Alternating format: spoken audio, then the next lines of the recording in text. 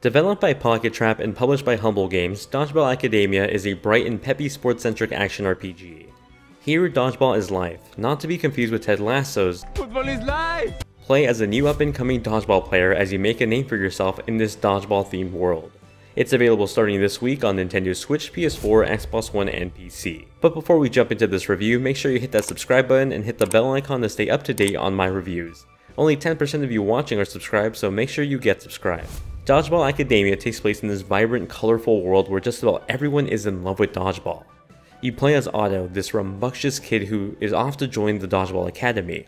He dreams of being the ultimate dodgeball champion, and with the help of his friends and a little perseverance, he just might make it. At your new school, you learn some skills, meet some friends, and face new foes over the course of this 8-episode story that can take you around 10 hours to complete, varying on how much of a completionist you are. Within the walls of the Dodgeball Academy lies a deep secret. As you make your way deeper into the academy life, you find yourself crossed in the middle of the mystery. With your newfound friends, you quickly dive headfirst into it as you unravel the history of this thought-to-be dodgeball utopia. While the main quest carries the story forward with linearly marked objective markers on the map, optional side quests tied into specific episodes further act as world-building objectives. I thoroughly enjoyed the side game content, I think because of how it was tied specifically to episode progression. This meant that some weak character that challenged me at the start of the game would later come back as this elite dodgeball player in a fun twist of events with the progression of the story. Little story elements and involving details like this that had paid off by the end of it were great inclusions that incentivized me to pay more attention to the side quests as much as I was in the main quest. Dodgeball Academia's gameplay is split roughly into two categories: the overworld RPG mechanics and the combat. When not in combat, you'll find yourself traversing the school's wide open campus and the various environments just outside of it. The campus feels lived in. All around you are students living their everyday lives, whether it's battling out with other students in the games of dodgeball, or enjoying their social lives. Like many other RPGs, occasionally walking by other players will activate a battle that immediately springs to life what was otherwise just a student minding their own business. It features a lovely environment with plenty to do both in regards to the main quest and the side quests, both of which are marked conveniently on your minimap. Along the way, you'll find hidden secrets and treasures inside of chests tucked away in the corners of the world.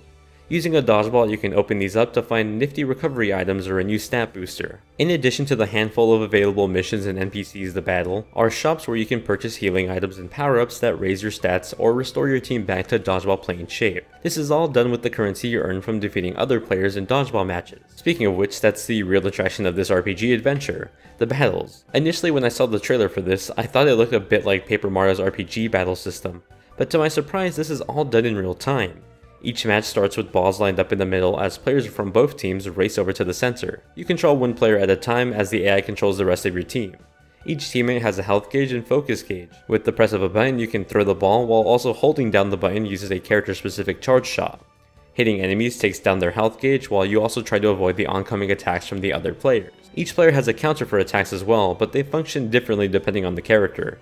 For example, one character might be able to catch a ball, while another directly reflects it back. These are done with a precise timing system that is fun and challenging to execute. That's partially because enemies tend to have very different types of throws depending on the character, and they act as curveballs for the combat. Over time, this helped keep battles feeling fresh and new despite the mechanics staying mostly the same. New elements do unlock rather quickly though. For example, the focus gauge is earned pretty early on. This is essentially your special meter for the character you have selected. You can charge this mid-battle when you don't currently control any balls on your side of the court. When it's filled, you can unleash your focus gauge for one ultimate move. Not all of these will be offensive though. While our main protagonist Otto throws fireballs for his friend on the other hand offers a healing spell instead. Ultimately, the strategy comes from the management of your party as you take on various different types of attacks. At any point you can pass the ball and switch off with another player, adding a layer of strategy to the party management as you learn when to attack, defend, and charge your focus gauge appropriately. It's a system that feels balanced out yet still challenging when you face the right opponent that pushes you to truly pay attention to the meta. For me, these were the boss fights that usually had some very unique attacks with a large health gauge. These fights were tough and often sent me back to the drawing board of rethinking my approach to said fight. This only became further evident once I unlocked more members for my party. I often found myself trying to grind their levels up and mix and match new close options to better raise their stats for the next fight. Outside of the main story, you can play local multiplayer. This takes the standard battle system and applies it to 2 human players. While playing it in single player feels strategic, in multiplayer it feels way more chaotic, like a party game. I didn't expect it to, but fully appreciated just how much fun it was to battle against another person. So much so that I wish there was online support for it. Dodgeball Academia has a peculiar design and art style. It looks like a TV show you'd probably see on Cartoon Network. I'm sure if you went up to some random stranger and told them that this was a cartoon, they'd probably believe it. It's a vibrantly colored game with a lot of life and personality throughout the design of the characters and the world. Wandering through the halls of the school, you'll notice little touches to the environment, like your roommate's dodgeball trophy that they look up to, which seems more adorable when you realize your roommate is the quiet defensive character at school. Little designs like that, these small but intricate choices, help paint a more lively world. Although I wish the same attention was paid to the NPC character designs, as I found myself thinking a lot of them look so much alike. The juxtaposition of having a 2D character model presented in 3D against fully 3D modeled environments was an interesting choice that I personally thought was beautiful. It reminded me a lot of the Paper Mario series, but with much more attention to the animation work behind the character models and the attacks during battles. It's a lovely presentation that I wholeheartedly found charming. Now, this game is available on just about every modern platform out there. However, I was only able to get a PC review copy prior to launch. With that said, in my experience playing this across a lower rig GTX 970 and an RTX 3060 rig, I had no problem reaching 1080p 60 frames per second on the lower tier one and 4K 60 on the highest tier one. I can't imagine this game would be that intensive on something like an Xbox One S or a Nintendo Switch, but take that as you will since I wasn't able to test it on consoles. For PC on the other hand, this game ran like butter, being able to both play in 4K 60 and record it on the same PC flawlessly.